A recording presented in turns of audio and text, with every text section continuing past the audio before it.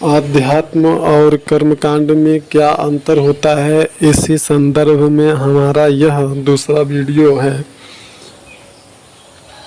तो जैसा कि हमने बताया कि कर्मकांड के द्वारा जो हमारे हवन होते हैं, पूजा करने की विधि विधान होती है, मरणोपरांत जो कर्मकांड होते हैं, व्यक्ति के जन्म लेने पर जिस प्रकार के जो चीज़ें होती हैं, प्रक्रियाएं जो परंपरागत हमारे शास्त्रों के द्वारा जो परंपरागत जो विधियां होती हैं कर्मकांड की, अब जैसे देख लीजिए नारायण बलि जो हो गया, उसकी भी हमारे शास्त्रों तो विधि होती है। त्रिपिंडी श्राद्ध हो गया, उसकी भी शास्त्रगत जो विधि होती है, या गया इत्यादि की, और बहुत सारी चीज़ें होती हैं जो कि जिनको कि हम कर्मकांड के अंतर्गत जानते हैं।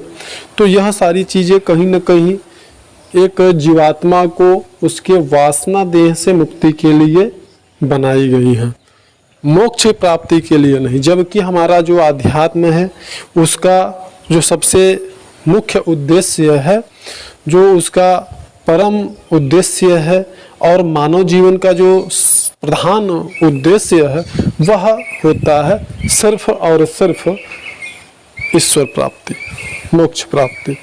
और कोई भी व्यक्ति जो कि कर्मकांड के द्वारा किसी भी व्यक्ति को मोक्ष प्राप्त नहीं कराया जा सकता है। किसी भी व्यक्ति को कर्मकांड के द्वारा मोक्ष की प्राप्ति नहीं हो सकती है, लेकिन हमारा जो योग है वह हमें मोक्ष प्राप्ति का अवसर प्रदान करता है। हमारा आध्यात्म हमें मोक्ष प्राप्ति की ओर अग्रसर करता है। अगर हम आध्यात्म से जुड़ रहे हैं तो हमें एक सामर्थ्य और परिपक्व गुरु या मार्गदर्शक की परम आवश्यकता होती है। उसके बिना हम आध्यात्म के पथ पर, हम योग के पथ पर आगे नहीं जा सकते।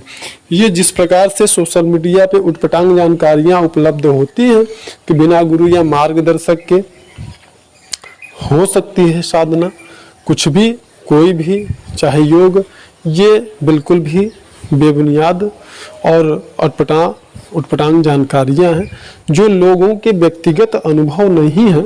वह सिर्फ लोगों की सुनी हुई बातों को थोड़ा सा बढ़ा चढ़ा करके वो कॉपी और पेस्ट का बिजनेस लोग कर रहे हैं। तो यह हमारा जो योग है, हमारा जो आध्यात्म है, वह हमें अपने कर्मों को जो हम जन्म जन्मांतर से अपने चित्त पर जो संस्कार स्थित हमारे हुआ है, हमारे कर्मों के द्वारा जो कर्माशय बने हैं, उन कर्माशयों का नाश करने के लिए, उन संस्कारों को उनका नाश करने के लिए, भोग करने के लिए, उन क्लेशात्मक कर्मों का भोग करने के लिए हमें मनुष्य का जीवन प्राप्त होता है।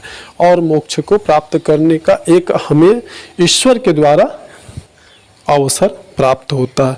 हमें ईश्वर यह अवसर देते हैं कि आप भी मोक्ष को प्राप्त कर सकते हैं, आप भी मुझे प्राप्त कर सकते हैं, क्योंकि जीव जो है वह भी ब्रह्म का ही अंश होता है। ब्रह्म का जिस अंश का संपर्क पराप्रकृति से होता है, उस अंश को हम ईश्वर कहते हैं, और जिस ब्रह्म के अंश का संपर्क अपरा प्रकृति से होता है, जैसे कि जिसमें हम लोग रहते हैं, उसे हम जीव कहते हैं। तो यही फर्क होता है। तो जीव जो होता है वह कर्मों को भोगता है, वह प्रकृति को भोगता है, और ईश्वर जो होता है वो अपरा प्रकृति में निवास करता है, वह अपरा प्रकृति में स्थित होता है। और जीव के सभी कर्मों का लेखा जोखा माता प्रकृति के द्वारा निर्धारित होता है। हम जो कर्म करते हैं उन सभी कर्मों का जो लेखा जोखा है वो हमारे प्रारब्ध में माता प्रकृति के द्वारा लिख दिया जाता है, और फिर आगे का जीवन उसी के अनुसार हमारे आगे के जीवन का निर्णय होता है। तो इस प्रकार से यही हमारे आध्यात्म में और हमारे कर्मकांड में हमने थोड़ा सा प्रयास किया है कि थोड़ा सा जो अंतर है वो क्या होता है। तो ये हमारा आध्यात्म हमें मोक्ष की प्राप्ति कराने की जो है प्रेरणा देता है, और जानकारी देता है। और कर्मकांड हर व्यक्ति को, जो कि सांसारिक व्यक्ति रहा है, पूर्णतया वह भोग विलास में विलिप्त रहा है, सुख संसाधनों भौतिक उपभोगों में जो विलिप्त रहा है आजीवन, ऐसे व्यक्तियों को वासना देह से मुक्ति के लिए कर्मकांड इत्यादि बनाए गए हैं। तो उम्मीद करते हैं ये जानकारी आप लोगों को समझ में आई होगी। धन्यवाद।